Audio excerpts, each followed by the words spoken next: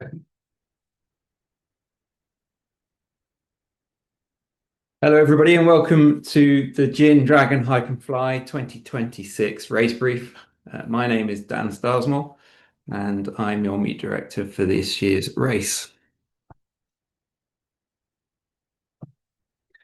First off, a mention to our sponsors for this year's race. We're being sponsored by Gin Gliders and by Pure Track. So a big thank you to them, and we'll be asking as well for you to be sharing pictures with their tags. Flavor of the Dragon 2026. This is the 10th edition. This year it is being hosted by South East Wales Hang Gliding and Paragliding Club after taking it from Alistair Andrews at Crickhowell Paragliding. We have 66 pilots and 6 nations racing. Event briefing. This is a quick overview of what we'll be doing. Expect the brief to take about 20 to 25 minutes. So first off, an introduction to the arena. For many of you, you've raced here before, and for some of you, this might be your first look at the arena. The area that we work in, it covers the Black Mountains all the way through to the Brecon Beacons in the east and the eastern end of the national park. We are located this year just by Crickhowell, near Crickhowell at Glen State. Airspace, just to consider for this task. The only thing really to consider is the glider site at Talgarth. It'll become clear when we show you the task. This is Class G airspace. It's situational awareness on your part that there may be gliders operating within this area, but they are obviously familiar with paragliders flying the ridges too. Otherwise, to the north is Senny Bridge, but we don't anticipate you going in that direction. No grey roads, as has been done before in previous races, and for the aesthetic of the race, we do ban movement on certain roads. So for this year, we're asking you do not use the A479, the A40, the A470, and there's a short section of the A4215, which we will brief you on the next slide, which we ask you do not use as a form of as a route for hiking.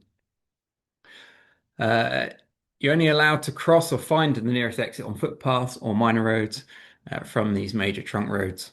If anybody's been identified to break this rule and is to use the roads, we're going to impose a 2-hour time penalty. If you're stuck, give us a call, and that's my number there on the screen. NOTAMs we'll just cover on this slide as well. So we've looked, we can't see there are any NOTAMs to be an issue. The NOTAM at Senny Bridge, which is for GPS jamming, we have spoken to the operators and they say that it shouldn't be a factor for our event. So GPS trackers should still work within the bounds of our task. Just back to the no-go roads then. This is the section of road that we're talking about, the A4215.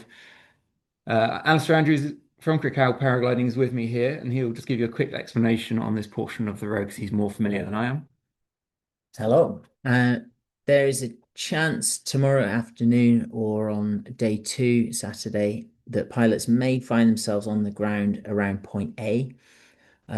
Please use this screen here as reference just to show you that there's no need really to use the A4215 or A470, and that it's possible to navigate through Libanus to the area of Cwmgwyddy, which Dan will come on to. Yeah, very easily using bridleways and footpaths. Next point is horses. Again, this is the same as you've seen in previous Dragon races. We've got this area around Llangors that we ask you to avoid. We've marked on the map with the red lines extending up from Llangors village to the border of the hill. So if you land in the triangle formed by the red lines and the hill boundary, you will receive a 2-hour time penalty to be taken as soon as you have moved clear of the area. And this, again, for this event will become a factor. So make yourself aware of these boundaries. Right, like I say, Alistair's here. Alistair has very kindly set tasks for us like he has done for the previous 9 events. And so for the weather forecasting, I think it's right that he now presents this portion. Thanks, Dan. So we'll start with the surface pressure for tomorrow in the afternoon. So we have a quite strong northwest flow, which is very unstable. And Dan, I'll just ask you to go on to the next slide if you would. That's the midnight between Friday and Saturday. You can see it slackens a little, and we've got a warm front approaching from the west.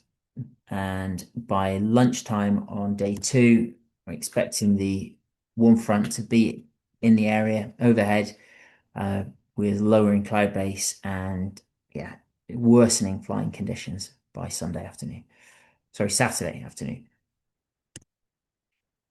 Let's have a look at a lunchtime Talgarth sounding. So pretty unstable in the lower atmosphere, capping inversion, reducing the cloud tops to hopefully around 8,000 feet. Today, it's been much more unstable without the capping inversion. So hopefully better day tomorrow.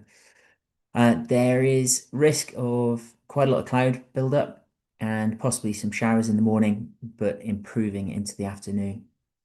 Next, please. And as you can see, still pretty unstable and good thermal conditions quite late in the day tomorrow. That's for Saturday lunchtime. You can see much lower convective ceiling, probably only around 2,000 feet. Slightly lighter, but a west-southwest wind and plenty of cloud between 4,000 and 10,000 feet. So not looking like a good flying day on the second day. This is a meteogram just to show there's a lot of instability in the lower atmosphere, peaking at around 1430, but remaining pretty unstable into the evening. As it showed on the sounding, potential for quite a lot of cloud buildup, but hopefully enough instability in that northerly to still keep things going.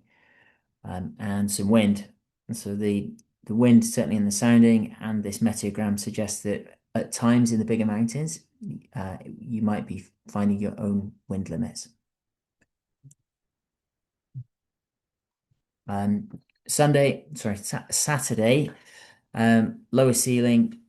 The most positive thing I can draw from this is it's very unstable low down still, but lots of cloud and deteriorating forecast for us, unfortunately.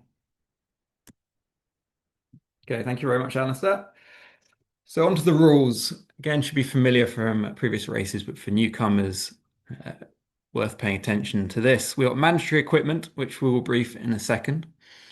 Supporters are obviously allowed. The use of a supporter is as you'd expect. They can provide you with food, water, equipment, but they're not allowed to carry your equipment for you. And that's your mandatory equipment that they're not allowed to carry. Methods of travel. Obviously, it's a hike and fly race, so the only form of travel during the racing hours will be by foot or by flying. And we've put a note here, no wading of the River Usk. There is a portion where you'll be crossing over the River Usk, and we want to ensure that you find a bridge rather than try and swim it. So we said no wading of the River Usk. Movement during the rest period from the race stop on Friday evening to the race start again on Saturday morning. You're free to move by whichever means you need to. You can get in a car and come back to the campsite or to accommodation if required. So long as you return to that initial point, that finish point from the previous day to continue your race. Airspace, clouds, rain, country code, protests and ground handling. This is obviously comply with the standard rules for airspace, cloud flying. We don't want you flying in rain. The country code, please familiarize yourself with the country code. For us, South East Wales Hang Gliding Paragliding Club, we have a lot of agreements obviously with landowners. We don't want to spoil those. So please, if you can avoid landing in fields with sheep, if you see sheep with lambs on the hills, please give them a wide berth and avoid scaring them as best you can. If you have any objections from landowners as well, we don't want you to pay any sort of landing fee. And if it's a real issue, please put them in contact for ourselves. But really, it's just politeness. If you can get out by being polite, that's all we ask. Um, Team flying, we encourage it. So gaggle flying, if you can do it, it's fantastic. You'll probably do better than a solo pilot if you can gaggle fly. Fly or hike, this is important. So obviously over the years we've been trying to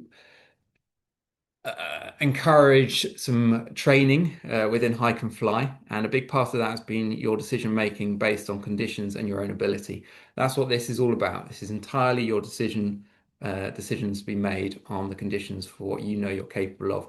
Be aware of things like fatigue, of seeing other people fly when the conditions aren't suitable for yourself. Frequency, if you are carrying a radio, 143.9 is the frequency if you need to contact us. Mandatory equipment. Competitors are responsible for their equipment choice and must fly a load tested, i.e. an EN 9261 certified paraglider. Whether flying or hiking, the following must be carried. That's a rucksack, reserve, parachute within the certified limits, a helmet, issue tracking device, mobile phone which is charged and turned on, a GPS, a paraglider, and an EN or LTF certified back protector. You need a survival kit, which includes a blanket and a lamp, and you need to carry maps, whether that be on your phone or paper. All of this equipment must be in possession of the pilot at all times during the race. The race committee may inspect the equipment at any time, and we do intend to run a couple of kit inspections before the race start for sure. So that's the equipment, and talking about the supporter is not allowed to carry any item on that list. They can carry items like your food and water. It is not possible to change the flying equipment except in cases of damage to the equipment declared with permission of the race organizer. Tracking, a big part of this year's race, we've been working very hard, and Rick has been working incredibly hard with PureTrack to develop integration with our Flymaster trackers to PureTrack. So hopefully you understand the process now. We have the trackers, we'll allocate those to you, and they are assigned to your PureTrack ID for the duration of the race. You don't need to do anything. They'll come live tomorrow morning. That's Friday morning. And at the end of the event, they'll be disconnected from your ID. We do ask, however, that you run your own trackers. It's redundancy, which is why we're providing you with a tracker. We want you to run your own trackers as well, so that we can ensure that we always have an idea where you are in the race. You must have your own backup track log in case of tracker failure as well. So please run your normal GPSs to give us a full track if we need it. We still want you to report in safe on Saturday evening. Sorry, that should say Friday evening by 21:30 latest. If, however, you're going to drop into a valley on foot and you anticipate signal loss, please text early. Disqualification if you don't check in, because if by 21:30 we haven't heard from you, we'll be coming out to find you. And if we have to come and find you, you'll be disqualified from the event. That's my number if you need to be in touch again. And shortly, or this evening, we'll be sharing the Dragon tracking Telegram group as well. So we ask you to join that, and that's how you can send your position just by sending it a Google pin to us, please. Social media. As with all these hike and fly events, it is important to us because it does secure future events and sponsorship. So the social media prize is back for 2026, and entering is simple. Follow the steps below to make sure your entry counts. First off, tag us. Make sure you tag all 3 accounts in your post or reel. So that's Gin Gliders, PureTrack, and Dragon Hike and Fly. And the second item is use these hashtags. Include these tags in your captions so we can find your entry, please. So if you'd like to make a note of those, that would be greatly appreciated. All right, prize giving and the Magic Bash. So prize giving is going to be held at the Magic Bash. If you aren't aware that the Magic Bash is, it's the event you're probably sitting at. It's going to be at Glen Usk Estate, and it's Saturday at 20:30, at 8:30 in the evening. We're going to be giving prizes to the top three, so the Dragon Champion, and then second and third, the Women's Champion, the Volbev Champion. This individual will have to have carried their equipment from the start of the event all the way to the finish. Obviously, there's the option to leave camping gear with a supporter, namely Peggy is offering as well. It's absolutely fine, but if you are intending to do that because you want to move faster during the beginning of the day, that does negate your entry to the Volbiv Champion Prize. We'll ask at registration that you tell us as well if you're entering for that prize and you are carrying your camping equipment from the beginning. Social media prize, we'll be looking for the best rookie. It's a bit of a giveaway where you might be going in the task, but there will be a Haybluff hero. And as I say, after all of this prize giving, we'll then continue with the party at the Magic Bash. Right, some timings for you. Based on the weather forecast we've all just heard from Alistair, it's fairly important, please, to be prompt tomorrow morning because we want to get you away early to optimize your opportunity to fly. Registration is going to open at 0700. We've got a 30-minute window there to get about 60 pilots through. There will be about 5 volunteers there doing this. It's obviously going to be a lot of work, so we ask that people please be ready to register at 7 in the morning. We're intending to start the race at 8 in the morning. Night stop for Friday will be at 9 p.m., 2100. Report safe by 2130. Day 2 will start at 0700, and first takeoff is allowed this year at 10 past 7 in the morning. We're introducing a cut-off turn point this year. This is for a couple of reasons. One is because of the forecast and the deteriorating conditions on Saturday. And the other reason is we want a point where we can capture people to bring them back to Glen Usk before end of the race later in the day, so that we don't end up with pilots scattered across the high ground and missing the event. End of speed, if you do get past that cutoff, you can continue. End of speed then closes at 19:30. And then we continue with the prizes at 20:30 at Glen Usk Estate. On to the task. Go for it. Welcome to your route for 2026. One of the longest tasks that we've had in some time, and a double crossing of both the Black Mountains and the Central Beacons ranges. We'll go through our turn points now one by one, as we always do. You're going to start at Glen Usk Estate. You might go over that bridge tomorrow morning, but you'll be starting at the entrance to the campsite. Your start will trigger when you leave a 200-meter cylinder based on the gate of the campsite. Worth mentioning on that gate as well, no vehicles can pass through there, but there is foot access to get across that bridge. You're going to make your way to Mynydd Troed, which is an isolated peak on the western flanks of the Black Mountains range, with a 300-meter cylinder on the summit. Turn point 3, Haybluff Car Park. This is a mandatory on-the-ground turn point. Anticipating many of you may fly into this cylinder, and there is a good landing area in the locality, as it is a normal club flying site. As Dan's mentioned, there will be a signboard there, and there will be a sponsored prize for the Haybluff Hero.